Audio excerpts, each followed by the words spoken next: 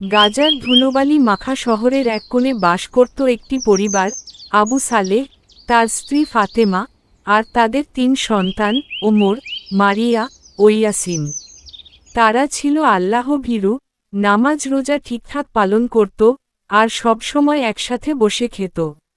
রোজ বিকেলবেলা আবু সালেহ তার সন্তানদের নিয়ে বসতেন হাদিস ও কুরআনের গল্প শোনাতে। তাদের মধ্যে প্রেম, দয়া ও আল্লাহর প্রতি ভরসার এক অদ্ভুত সম্পর্ক ছিল। আজ হিফজের ফাইনাল রাউন্ড, দোয়া করবেন বাবা। আমার পুত্র, আজও জয় আসুক আল্লাহর নামে। আমি বিজয় হালুয়া বানাবো। আমি তো হালুয়া খেতে এসেছি।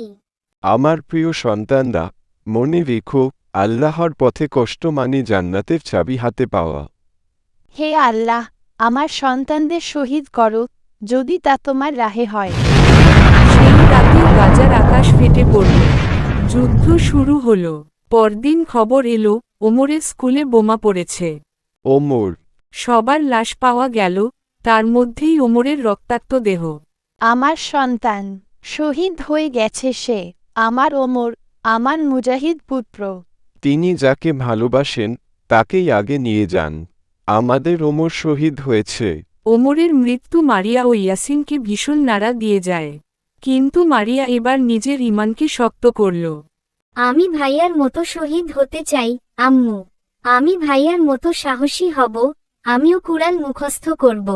ভাইয়া এখন জান্নাতে না? কিন্তু এক সপ্তাহ যায় না, তখনও গাজায় থেমে নেই বোমা। একদিন পরিবারের সবাই মসজিদের পাশে আশ্রয় নিয়েছিল। হঠাৎই এক ড্রোন এসে আঘাত হানে। ধ্বংসস্তূপের নিচ থেকে সবাই বেরিয়ে আসে, কিন্তু মারিয়া আর নেই। হে আল্লাহ, আমার ভাইয়ের কাছে পৌঁছে দাও, শহীদদের মাঝে জায়গা দাও। ফাতেমা এখন আর কিছুতেই নিজেকে ধরে রাখতে পারছিলেন না। দুচোখে পানি, বুক ফেটে যাচ্ছে। তুমিও চলে গেলে, মা। আল্লাহ আর কত নিবেন? আম্মু, আপু কই? তারা জান্নাতে খেলে, বাবা। তাদের রাত কাটত কুরআনের আয়াত পড়ে মন শান্ত করার চেষ্টায়। ইয়াসিন সবার প্রিয় ছিল। সে বোনের কথা মনে করে মায়ের পাশে বসে বলত, মা, মারিয়া আপু এখন জান্নাতে না? হ্যাঁ বাবা, জান্নাতের বাগানে খেলছে। একদিন আবু সালেহ বাইরে খাবার আনতে গিয়েছিলেন। ফাতেমা ও ইয়াসিন তখন ঘরে। ঠিক তখনই একটা জেট এসে বাড়িতে আঘাত হানে। ফাতেমা গুরুতর আহত হন, আর ইয়াসিনের নিঃশ্বাস চিরতরে থেমে যায়।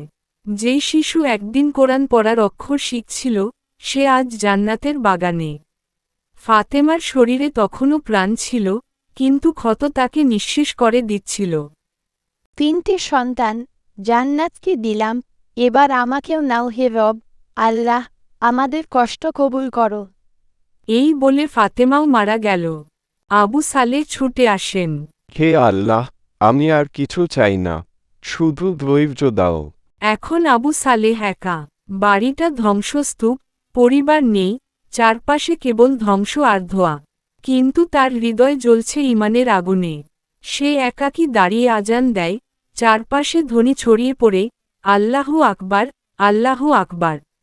সে জানে, সে একা নয়, তার সাথে আছেন আল্লাহ। হে রব, তুমি আমাকে ধৈর্য দাও, আমার পরিবারকে জান্নাতে জায়গা দাও।